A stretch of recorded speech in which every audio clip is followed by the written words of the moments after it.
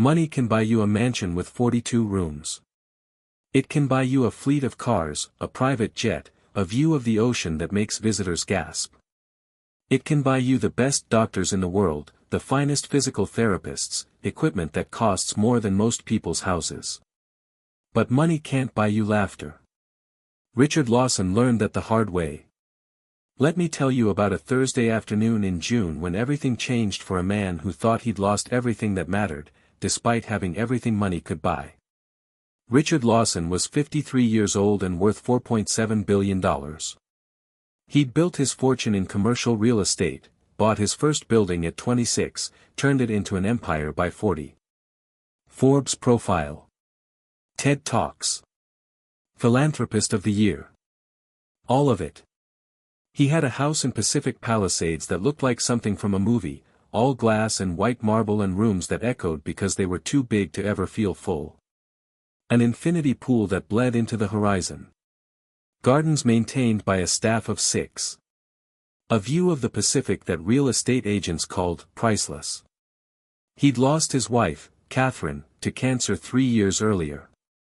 That loss had carved something out of him that money couldn't fill back up. But he still had Amanda. His daughter. His only child. 22 years old, brilliant, beautiful, full of that specific kind of fire that comes from growing up with privilege but also purpose. She'd been at Stanford studying environmental law. She'd wanted to save the world or at least sue the people destroying it. She was his reason for everything. And then came the accident. It was a Saturday in March. Amanda had been hiking in Malibu Creek with friends. Simple day hike, nothing extreme. But the trail was still wet from morning rain, and there was a place where the path narrowed along a cliff edge, and someone's foot slipped, not even Amanda's foot, her friend Jessica's, and Jessica grabbed for Amanda to catch herself. And they both went over. Jessica walked away with a concussion and a broken wrist.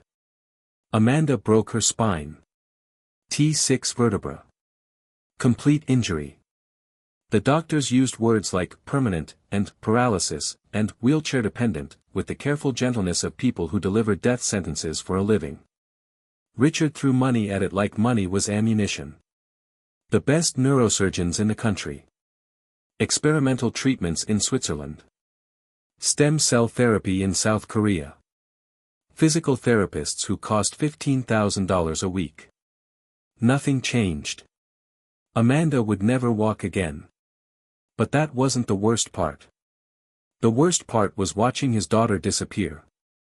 Not physically, she was there in that enormous house, in the medical suite Richard had built for her on the first floor, surrounded by equipment and staff and everything she could possibly need. But the Amanda who'd wanted to save the world. She was gone. In her place was someone who stared out windows without seeing. Who barely spoke. Who refused physical therapy half the time because, what's the point? Who looked at her father with eyes so empty it made his chest hurt. Depression, the therapist said. Grief. Trauma. Adjustment disorder. They had names for it, treatments for it, medications for it. Nothing worked. Richard would sit in his daughter's room, a room with a hospital bed and a ceiling lift and grab bars that had replaced the canopy bed and dance trophies from her childhood, and he would watch her stare at nothing. And he would think, I can buy anything in the world. Anything. But I can't buy her back. 3 months after the accident, Amanda stopped speaking almost entirely. She'd answer direct questions with 1 or 2 words. Fine. No. Tired. But that spark, that Amanda-ness that had made her his daughter and not just a person he lived with, it was gone. Richard tried everything. He brought in her friends from Stanford. They sat awkwardly in her room, trying to reminisce about parties and classes and inside jokes that now felt like they belonged to someone else's life. Amanda would smile politely, this terrible, fake smile, and everyone would leave feeling worse. He hired a life coach who specialized in adaptive living. She lasted 2 sessions before Amanda refused to see her again. He even brought in a therapy dog, a golden retriever named Sunny that every article promised would help with depression and PTSD. Amanda looked at the dog with complete indifference. Richard returned Sunny to the breeder and cried in his car for 20 minutes. He was 53 years old, worth billions, and he was sitting in a parking lot crying because a golden retriever couldn't make his daughter smile. Thursday, June 14th. It was one of those perfect Southern California days that feel like a postcard, endless blue sky, 72 degrees, jasmine blooming in the garden heavy enough to smell from inside the house. Richard was in his study, pretending to work, actually just staring at his computer screen and thinking about whether he should hire another specialist or accept that this was their life now. Elena, their housekeeper, a woman who'd been with them for 15 years and who loved Amanda like her own daughter, knocked on his door. "Mr. Lawson. I'm sorry to bother you, but there's a situation in the garden." Richard looked up. Elena's face was strange. Not worried, exactly. Uncertain, maybe. What kind of situation? "There's a boy," Elena said. "A homeless boy, I think. He came in through the back gate, someone must have left it open when they were working on the pool. He's dancing in the garden." Richard stood up, already reaching for his phone to call security. "No, wait," Elena said, putting her hand out. "You need to see this. You need to see Miss Amanda." Richard followed Elena downstairs, through the massive living room with its 18-foot ceilings and art that cost more than most people's retirement, out through the French doors onto the terrace that overlooked the garden. And he stopped. Because there, on the lawn, was a boy. Maybe 10 years old, maybe 12, hard to tell. Small and thin, wearing clothes that were too big and too dirty, shoes that barely stayed on his feet. Dark skin, dark eyes, hair that needed cutting. And he was dancing. Not performance dancing. Not anything trained or practiced. Just, moving. Spinning in circles with his arms out, jumping, doing this thing where he'd freeze mid-motion and then explode into movement again. Dancing to music only he could hear. The boy was completely unself-conscious, completely absorbed. Like the garden was his private stage and the roses were his audience. It should have been absurd. It should have been a security issue, a trespasser, someone who needed to be removed and escorted off the property. But Richard couldn't look away. Because in the window of Amanda's room, the one that looked out onto the garden, he could see his daughter. She'd pulled her wheelchair up to the glass. And she was watching the boy. Richard stood frozen on the terrace, afraid to move, afraid to break whatever this moment was. The boy kept dancing. He'd found a stick and was using it like a cane, doing this little Fred Astaire routine, tapping it on the flagstone path. Then he'd toss the stick up, try to catch it, miss, and laugh at himself, this bright, unself-conscious laugh that carried across the garden. And then Richard saw it. Amanda's face. The corner of her mouth was moving. Not quite a smile. Not yet. But something. Some micro-expression that was more than the blank mask she'd worn for 3 months. The boy spun too fast, got dizzy, and fell over onto the grass. Just sprawled out there, laughing at the sky. And Amanda.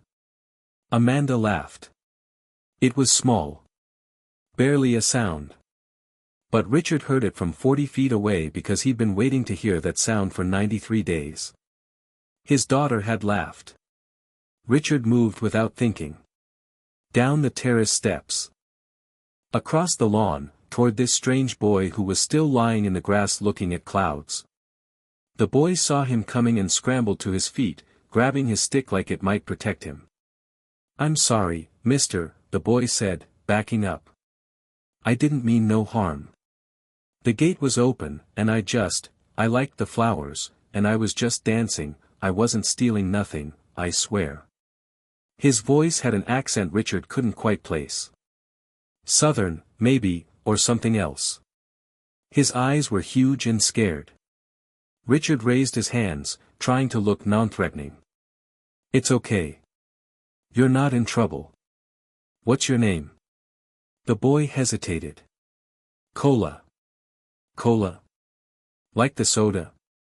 It's short for Nicholas, but everyone calls me Cola. He was still poised to run. I should go. I'm sorry about the gate. Wait, Richard said. Just, wait a minute. Where are you from, Cola? The boy's eyes darted toward the street. Around. Do you have family? Parents? Something shuddered in the boy's face. No, sir. Where do you live? Around, Cola repeated. Then, with heartbreaking honesty, wherever, mostly. Sometimes the shelter on Lincoln if there's space. Sometimes the park. Wherever's safe. He was 10 years old, Richard was sure now, and he was homeless. Can you dance like that again? Richard asked suddenly. Cola blinked. Sir. The dancing. What you were doing. Can you do it again? I guess. Why? Richard pointed at Amanda's window. You see that girl? That's my daughter. She's been very sad. Sadder than I know how to fix. But just now, when she was watching you dance. She smiled. And I haven't seen her smile in a very long time. Cola looked at the window. Amanda had pulled back from the glass, probably embarrassed to be caught watching. She's sad? Cola asked. Very sad. Why? How do you explain spinal cord injury and paralysis and loss of identity to a 10-year-old homeless boy? She got hurt, Richard said simply. She can't walk anymore. And it made her forget how to be happy. Cola nodded slowly, like this made perfect sense to him. My mama used to get sad like that. After my daddy left. She'd just stare at walls and not see nothing. What did you do? I'd dance for her, Cola said. Make her laugh. Didn't always work, but sometimes. Richard felt something crack open in his chest. This child, this homeless, hungry, forgotten child, understood something that all his money and doctors and therapists had missed. Sometimes people don't need treatment. Sometimes they just need someone to dance. Would you dance for her? Richard asked. For Amanda. I'll pay you. Don't need money for dancing, Cola said, cutting him off. Dancing's free. He walked closer to Amanda's window, to where she could see him better. And then he started again. This time it was different. More deliberate. He was performing now, not just moving for himself. He did the spinning thing, the freeze and explode, the stick routine. He pretended to trip over his own feet and made it look so ridiculous that even Richard almost laughed. In the window, Amanda was definitely watching now. Cola found a flower, one of the roses that the gardeners tended so carefully, and he plucked it, did an elaborate bow, and offered it to the window like Amanda was a queen and he was a court jester. Amanda's hand came up. Pressed against the glass. And then, and Richard would remember this moment for the rest of his life, she smiled. Really smiled. Not the polite, fake smile she gave to therapists and uncomfortable friends. A real smile. The smile he remembered. The smile that meant his daughter was still in there somewhere. Will you come back tomorrow? Richard heard himself asking. Please. Cola looked at him suspiciously. Why? Because you made her smile. And I think maybe you could do it again. You want to pay me to dance. I want to feed you, Richard said, and give you a safe place to be for a few hours, and yes, if you'd dance for Amanda, I'd be grateful. Cola considered this. What kind of food? Whatever you want. I like pancakes, Cola said, and something in the way he said it, so careful, so hopeful, made Richard want to buy every pancake in California. Then pancakes it is. Tomorrow morning. 9 a.m. Come to the front door this time, okay? Cola nodded, already backing toward the gate. "Okay, mister. Tomorrow." He started to leave, then turned back. "Hey, mister. Your daughter. She's real pretty. Even when she's sad. You should tell her that." And then he was gone, slipping through the gate like a shadow, like something that might have been imagined. Richard stood in his garden, surrounded by flowers that cost $500 to maintain each week, and realized that a homeless boy had just taught him something about seeing his daughter. That night, Richard knocked on Amanda's door. "Come in," she said. The same flat voice she'd used for 3 months. But when he entered, she was looking at him instead of the window. Small difference. Huge difference. "There was a boy in the garden today," Richard said. "I saw. He's coming back tomorrow. To dance again." Amanda was quiet for a long moment. Then, "Why?" "Because I asked him to. Because you smiled when you watched him." "Dad." "I know," Richard said, sitting in the chair by her bed.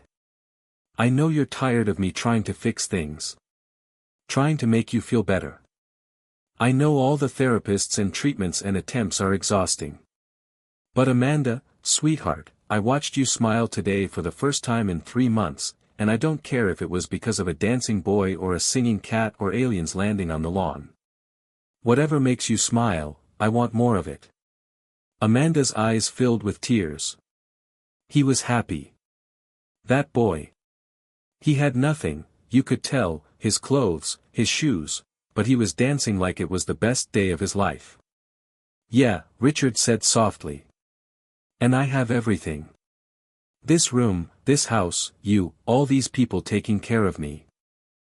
And I can't remember the last time I felt anything except angry or empty or just tired." She wiped her eyes with the back of her hand. "I don't know how to be happy anymore, Dad. I don't know if I can be." Richard took her hand. "Then maybe that boy can remind you. Tomorrow. Pancakes and dancing. What do you say?" Amanda almost smiled. "Almost. Okay. Tomorrow." It wasn't much. But it was something. Cola showed up at 8:47 a.m. Richard found him standing at the front gate, looking uncertain, wearing the same 2 big clothes from yesterday but cleaner. He'd obviously washed them in a bathroom somewhere. "You're early," Richard said. "Didn't want to miss the pancakes," Cola said honestly. Elena made a stack that could have fed 6 people.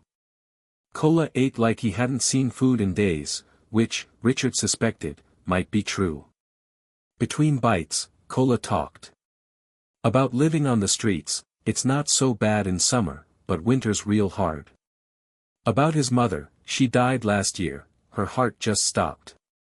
About how he ended up in LA, we was trying to get to my aunt in San Diego, but Mama died in the hospital here, and then I didn't know how to find my aunt, and the social workers wanted to put me in a home, but I ran.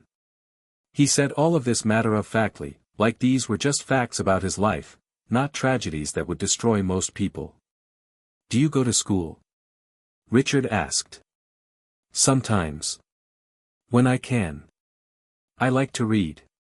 Cola's face brightened. The library's real nice. They let you stay all day if you're quiet. I'm reading Treasure Island right now. That's a good one, Richard said. You read it? When I was about your age. Cola grinned. Did you want to be a pirate? Desperately. They were laughing when Amanda rolled into the dining room. Richard stood up automatically, ready to help, but Amanda waved him off. She'd done her own makeup, first time in weeks. Wore one of her nice shirts instead of pajamas. Small things. Everything. Hi, she said to Cola. Cola jumped to his. But it was something. Cola showed up at 8:47 a.m. Richard found him standing at the front gate, looking uncertain, wearing the same 2 big clothes from yesterday but cleaner. He'd obviously washed them in a bathroom somewhere. You're early, Richard said. Didn't want to miss the pancakes, Cola said honestly. Elena made a stack that could have fed 6 people. Cola ate like he hadn't seen food in days, which, Richard suspected, might be true. Between bites, Cola talked about living on the streets. It's not so bad in summer, but winter's real hard. About his mother, she died last year, her heart just stopped. About how he ended up in LA, we was trying to get to my aunt in San Diego, but Mama died in the hospital here, and then I didn't know how to find my aunt, and the social workers wanted to put me in a home, but I ran. He said all of this matter-of-factly, like these were just facts about his life, not tragedies that would destroy most people. Do you go to school? Richard asked. Sometimes. When I can. I like to read. Cola's face brightened. The library's real nice. They let you stay all day if you're quiet. I'm reading Treasure Island right now. That's a good one, Richard said. You read it? When I was about your age. Cola grinned. Did you want to be a pirate? Desperately. They were laughing when Amanda rolled into the dining room. Richard stood up automatically, ready to help, but Amanda waved him off. She'd done her own makeup, first time in weeks. Wore one of her nice shirts instead of pajamas. Small things. Everything. Hi, she said to Cola. Cola jumped to his feet, suddenly shy. Hi, miss. I'm Amanda. I'm Cola. Like the soda, but it's really Nicholas. Nicholas is a nice name. Amanda's pretty too. Then, remembering, you are real pretty, even when you're sad. I should have said that yesterday. Amanda's cheeks colored slightly. Thank you. And thank you for the rose. For the dancing. Oh, that's nothing. I dance all the time. Helps me think. Helps me feel good when stuff is bad. Does it work? Amanda asked. Feeling good when stuff is bad? Cola thought about this seriously. Sometimes. Not always. Sometimes stuff's too bad and dancing don't help. But mostly. Yeah. Mostly it helps. Amanda looked at her father, then back at Cola. Will you teach me? Richard's breath caught. Teach you to dance? Cola asked.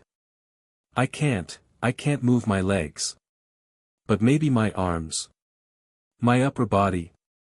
Is that still dancing? Cola's face lit up like Christmas morning. Miss Amanda, dancing ain't about legs.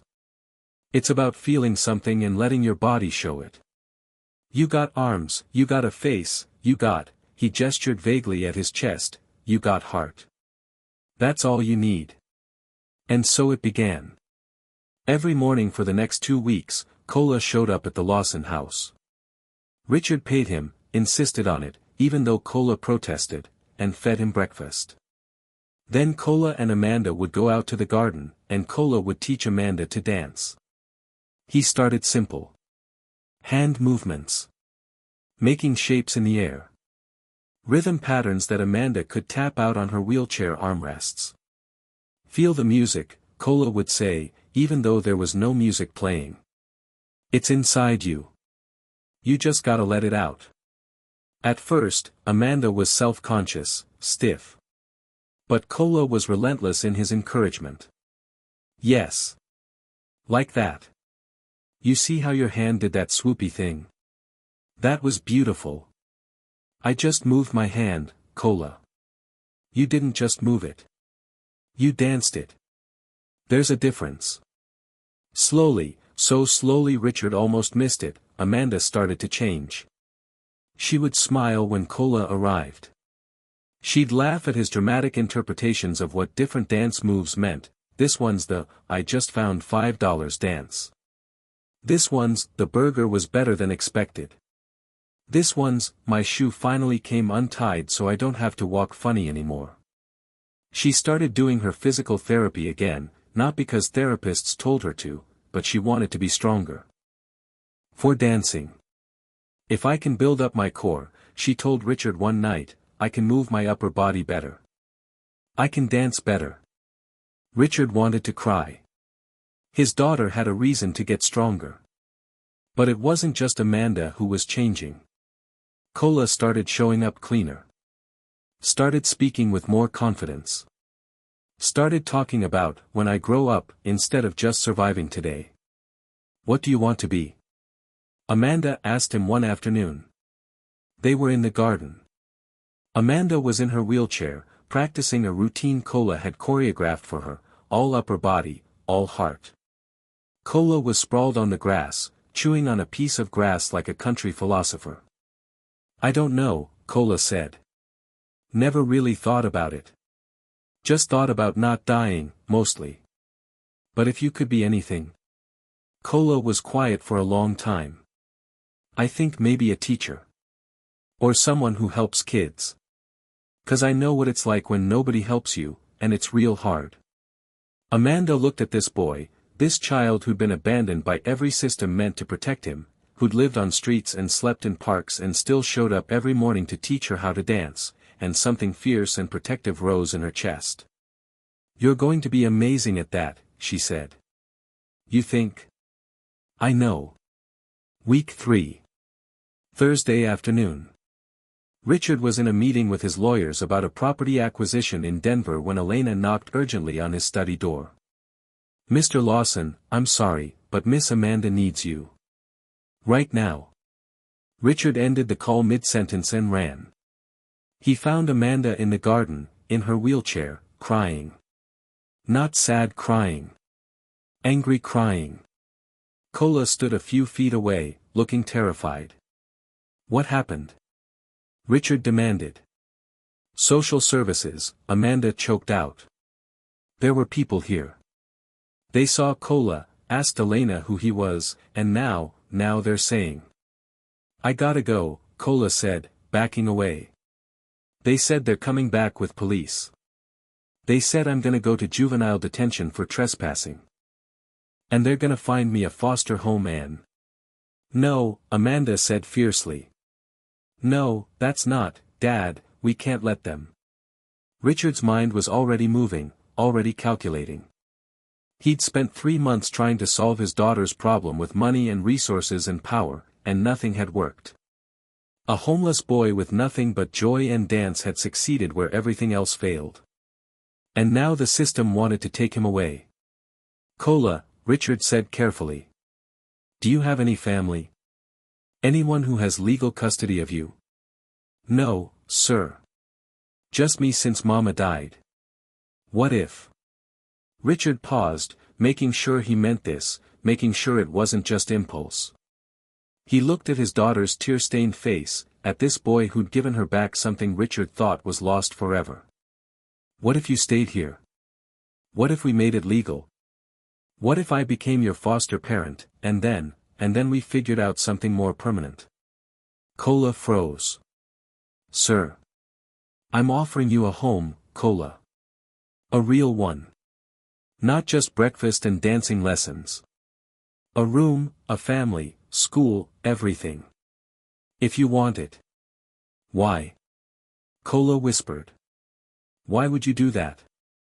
Richard looked at Amanda, who was crying harder now but smiling through the tears. Because you gave me back my daughter, Richard said simply. Because you remind us both what joy looks like. Because, his voice cracked, because every child deserves a home, and I have 42 rooms I'm not using, and I think maybe you're supposed to be here. You really mean it? Cola asked. I really mean it. Cola looked at Amanda. You want me to stay? Please, Amanda said. Please stay. You're the best friend I've ever had. Cola started crying. Then Richard started crying. Then all 3 of them were crying in the garden while Elena watched from the terrace with her hand over her heart. Okay, Cola said. Okay, yes. I'll stay. The legal process took 4 months. Background checks, home studies, court appearances, paperwork that threatened to drown them all. Richard's lawyers were bewildered. Mr. Lawson, you're one of the wealthiest men in California. You could adopt any child you want through legitimate channels. Why this homeless boy with no records, no history, no? Because he's not, this homeless boy, Richard interrupted. His name is Nicholas, and he's remarkable, and he saved my daughter's life. So make it happen. They made it happen. On October 23, in a courtroom in downtown LA, Nicholas Cola Reed officially became Nicholas Reed Lawson. The judge asked Cola if he understood what adoption meant. "It means I get to stay," Cola said. "It means I'm not alone anymore. It means Mr. Lawson is my dad now, and Amanda's my sister, and I have a family." "That's exactly what it means," the judge said, signing the papers. 6 months after that, Amanda was doing physical therapy 4 times a week, not because anyone made her, but because she wanted to be stronger. She'd started taking online classes, finishing her degree. She'd even started a blog about adaptive living that was getting real attention. But her favorite thing, the thing that made her happiest, was Thursday afternoons in the garden with Cola. They'd turned it into a thing. Dance therapy, they called it. And word had spread. Now there were 5 other people in wheelchairs who came every Thursday. Cola would teach them his philosophy of dancing, that it wasn't about legs or walking or looking a certain way, but about expressing joy in whatever way your body could. An occupational therapist who worked with Amanda had told other patients. Those patients had told friends. Now there was a waiting list. Richard would watch from the terrace, his daughter and his son, leading a group of people the world had told couldn't dance, proving that joy was more about spirit than mobility. One evening, Richard found Cola in the library, the actual library in the house, floor-to-ceiling books, curled up in a leather chair reading Treasure Island for the 4th time. "You know we have other books," Richard said gently. "I know. But this one's my favorite. It reminds me of when Mama was alive. She'd read it to me at night when we had a place to sleep." Richard sat down in the chair opposite. "Cola, can I ask you something?" "Sure, Dad." It had taken Cola 3 months to call him Dad, and it still made Richard's throat tight every time. "That day you came into our garden. You said you came in because the gate was open and you liked the flowers. But there are lots of gardens in Pacific Palisades. Lots of open gates. Why ours?" Cola thought about this. Honest answer. "Always. I was real hungry. Real tired. I'd been walking all day and I wanted to find someplace pretty to rest for a minute before I had to keep moving. Your garden looked like the kind of place where good things happened. Where people could be happy. And were you right?" Cola grinned. Yeah. Yeah, I was right. Cola, do you know what you did for us? For Amanda especially. I just danced. You did more than that. You reminded us that joy doesn't come from things or circumstances. It comes from choosing to find it, even when everything seems terrible. Amanda was drowning in grief and I couldn't reach her. But you, a kid who had every reason to be angry and sad and bitter, you showed up dancing. Mama used to say that, Cola said quietly. She said when life's real bad, you got 2 choices, let it make you hard, or let it make you dance. She said dancing's better. Your mama was a wise woman. Yeah, Cola said, his eyes bright. She really was. 2 years after the adoption. Amanda was walking. Not a lot. Not far. But with braces and crutches and sheer stubborn determination, she could stand, could take steps. The doctors were shocked, called it unprecedented, called it miraculous, called it a testament to her work ethic and the quality of her therapy. But Amanda knew better. She was walking because Cola had taught her that dancing wasn't about legs. It was about refusing to let circumstances define you. She'd approached physical therapy like it was choreography. Every exercise, every stretch, every painful session, it was all part of the dance. And if she could dance with just her arms, maybe she could dance with her legs too. Maybe, impossible, was just a word people used when they stopped trying. The Thursday afternoon dance sessions had outgrown the garden. Richard had donated money to build an adaptive recreation center in downtown LA, the Nicholas Reed Movement Center. Every week, dozens of people with disabilities would come to dance, to move, to remember that their bodies were still capable of joy. Kola, now 14 years old, taught classes. He'd become something of a celebrity in the adaptive sports community, the kid who'd started a movement, literally, by refusing to believe that dancing required legs. Amanda ran the nonprofit that operated the center. She'd finished her law degree but decided corporate environmental law wasn't her calling. This was her calling. Creating spaces where people could be seen, could be valued, could be reminded of their own worth. On the 3-year anniversary of Kola's adoption, the Lawsons threw a party in the garden. Not a big society thing. Just family, though the definition of family had expanded. The other Thursday dancers were there. Elena and her children. The therapists who'd worked with Amanda. The social worker who'd processed Kola's adoption and cried through the whole hearing.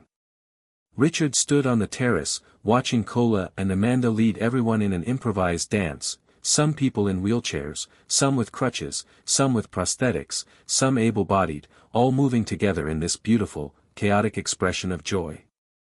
Elena came to stand beside him. "Mr. Lawson, do you remember what you said to me? 3 years ago, when you thought you'd lost Amanda? I said a lot of things. Most of them while crying. You said, I'd give everything I have, everything I've built, if I could just see her smile again. I remember." "Well." Elena gestured at the garden. "You didn't have to give everything. You just had to let a homeless boy in through the gate." Richard laughed, but it came out wet. "Best decision I ever made. You gave him a home." "No," Richard corrected, watching Kola spin Amanda's wheelchair in a circle while she laughed. "He gave us one. He reminded us that home isn't about the building or the money or the stuff. It's about the people. The connection. The love." Down in the garden, Kola caught Richard's eye and waved, both hands, huge smile, that same unself-conscious joy he'd had the first day Richard saw him. Richard waved back. His son. His daughter. His family. Not the family he'd planned. Not the family he'd expected. But the family that was meant to be. Here's what Richard Lawson learned in his garden on a Thursday afternoon in June. That sometimes the thing you need most shows up in the form you'd least expect. That wealth is measured not in dollars but in moments, in laughter, in connection, in the courage to choose joy even when circumstances suggest you shouldn't. That the most valuable things in life can't be bought, but they can be chosen. Chosen every day, in small acts of seeing each other, of being present, of dancing even when the world says you have every reason to sit still. Richard had spent his whole life building an empire. Accumulating wealth. Creating security. But it took a homeless boy to teach him what real wealth looked like. It looked like his daughter's smile.